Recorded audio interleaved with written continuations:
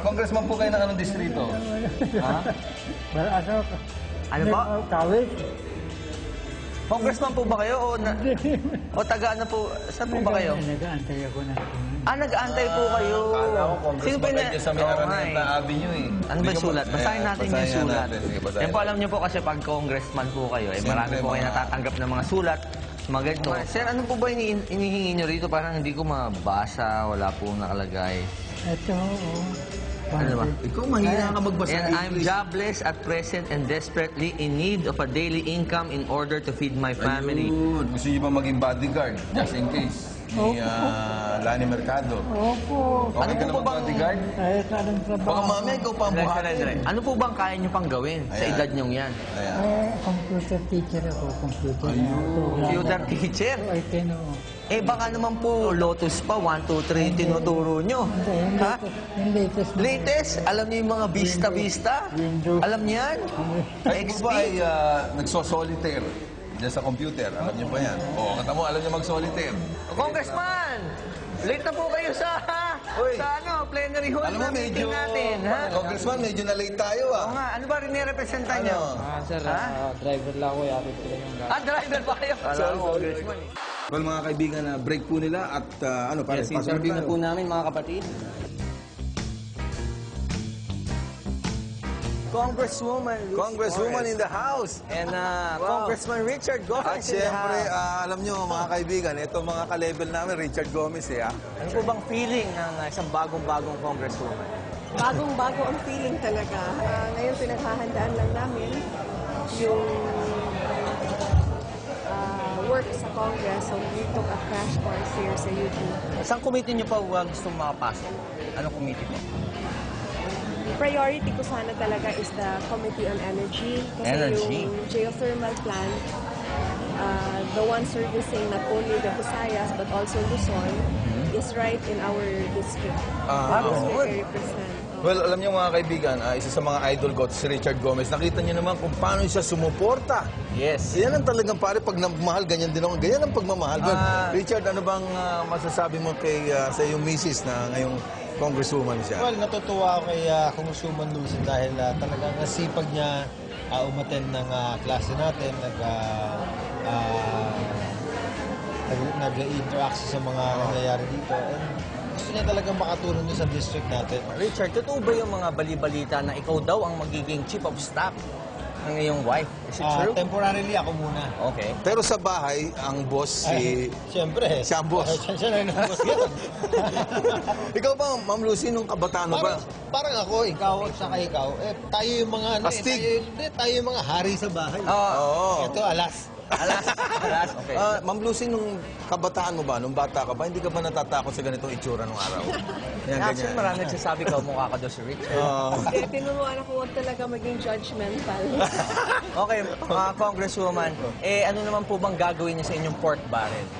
Oh, the pork barrel Yeah. will really be channeled to projects that will benefit the people. When you become elected, when you hold an elected position, you are a servant of your constituents. So, kami mga channels lang kami para umabot talaga dun sa mga constituents, yung nararapat sa kanila. Ayun. Question lang. Si Richard, kay Ma'am Lucy, ito naman sa bahay. Ikaw ba nakatikim ka ng natulog sa sala set nyo, sa dog house, sa labas? Pag nag-aaway kayo, hindi ka ba nakakatulog na doon? Alam mo, nangyayari lang yan pag reserving yung tao na matulog sa sala, sa ano. Thankfully, nakapag-asawa ko ng Deserving. matino talaga. Wow! Always in the bedroom. At saka thankfully, yung aso namin, sa kwarto rin namin natutulog. Ito kasi naka-experience matulog sa Sa salas lang. sa kisame. Richard, maraming salamat sa time nyo. At congratulations, Ma'am Lucy. Lucy, Ayan, Congresswoman, Richard. Yung nagkakasama-sama tayo dito, dumadami yung guwapo. Oo. Hey, Ma'am Lani in the house. How are you, ma'am? Ayan. Hi, Ma'am Lani. Well, mga kapatid, kasama po natin ngayon ang bagong Congresswoman, Lani Mercado. Ma'am, kamusta po ang feeling na isang bagong congresswoman?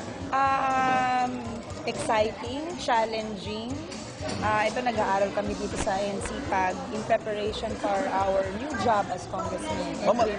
alam niyo ma'am, nung araw pa, yung sinasubaybayan ko po kayo, pero alam niyo, nababakas kay ma'am talaga. Nung araw talaga isang matalinong, ma'am, nung araw ba yung nag-aaral kayo meron kayong mga medals o mga honor. Nung college, sa unang taon ko, nasa Dean's. This, Okay. So ma'am, ano po bang unang-unang project ang gagawin niyo for your district? The first bill that I have to submit Okay. this is regarding the cityhood of Bacoor. Cityhood of Bacoor. Kasi ang aming munisipalidad, umaabot na sa mahigit 600,000 in population. Wow! Kung ikukumpara kami sa highest highly populated municipalities and cities, nationwide, number 16 kami sa top 20. Wow. Pero kami na lang ang natitirang munisipyo. Ayun. Pag naging syudad kami, ibig sabihin nun, mas lalaki ang ating pondo para mabigyan tugon yung mga services. Ma'am Lani, alam namin nga gumagawa kayo ng batas, di ba? Opo. Si Senador Bong, ganun din. Sa bahay ba, sino ang gumagawa ng batas? Ako ang gumagawa ng batas at ako rin ang nag-i-implement. Sa bahay. Oh, taga-legislate. Executive and legislative Oo, body po ayun. ako. Okay, ma'am, meron po tayong humingi ng tulong dito, taga-Kawit, Cavite. taga-Kawit. Napausap po si tatay kanina. Ma'am, Ano po bang pwedeng trabaho para sa kanya? pwede ba siyang... Binigyan po ako ni tatay ng sulat. Oo. Gusto niya ng clerical work Clerical. sa OSCA office ng munisipyo ng Ayun. Bacoor. Ayun. Kaya lang as of the moment, talagang hindi nag-hire ngayon ang munisipyo ng Bacoor. Hindi, total magaling daw siya sa WordStar at Lotus. Wow! Baka meron pa kayo nun. IT expert. Ma'am, kung gusto niyo po, baka siya na lang mag-manage na inyong Facebook. Kaya rin daw ni Lolo. Ma'am, kasi gusto niya ng regular job. Pwede ba siyang bodyguard? Bodyguard niyo? Makapagselosan siya ni Senator Bong. Kaya, Naku, yun pala.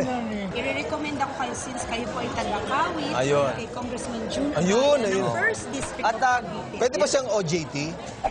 General Batawil, how are you, sir? Sir, magandang umaga po sa inyo. Sir, kamusta po kayo, sir?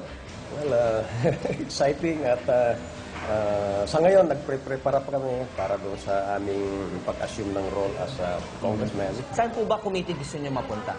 Ako kasi galing ako sa Philippine National Police as a retired general. Opo, no? opo. So, ang expertise ko doon sa peace and order maintenance and crime prevention. So, I signified for the Committee on Defense at saka yung sa Public Order and Safety. Ayun. Well, General, ito usual konti natin. Nagtataka kami ba't ganito eh. General, totoo ba nga ang mga General Kernel, kayo ay talagang takot kay misis? Kayo po ba ay naka-experience na matulog sa kisame o sa doghouse pag nag-aaway kayo? Hindi. Wala namang ganon, pero ako na mismo ang ako na mismo ang gumagawa ng kaparaanan na kung hindi maganda yung Timpla. yung timpla ay siyempre palipas muna. Congressman, ito lang ano pong gamit yung pumada dyan? Superman, 3 flowers? Ano po bang gamit yung pumada dyan? Basta gel na which will keep my hair Ayun. intact para kahit na yung mga Kahit bumagyo, kahit hindi bumagyo, hindi o magugulo. kahit saan, bundok man o saan ang pupunta namin talagang speak and span pa rin. Congressman, maraming salamat po. Thank you. Sige, Thank sige. you po. Kasama po natin ngayon si Director Lily Domingo. Ma'am, magandang araw po sa inyo. Magandang araw din sa inyo, Ma'am, dalawa. parang hindi kayo prepared o nag-parlor po ba kayo bago kayo pumasok dito? The last day na eh. Pangkaraniwan ko ng suot ito. Pangkaraniwan na yan. So ma'am, usually po pag ganito mga programa, gaano po ba katagal? Katulad po marami po tayong nakikita na marami po mga baguhan na congressman or mga councilors or... Depende yan kung ano ang kanilang pangangailangan. May mga programa kami, pang isang araw lang, meron pang tatlong So, ibig araw. sabihin, kung gusto ko maging congressman, isang araw lang matututo na Hindi. ako? Kaya nga namin ginawa itong pang-congressman, pang 5 araw. 5 days. 5 days. Pero yung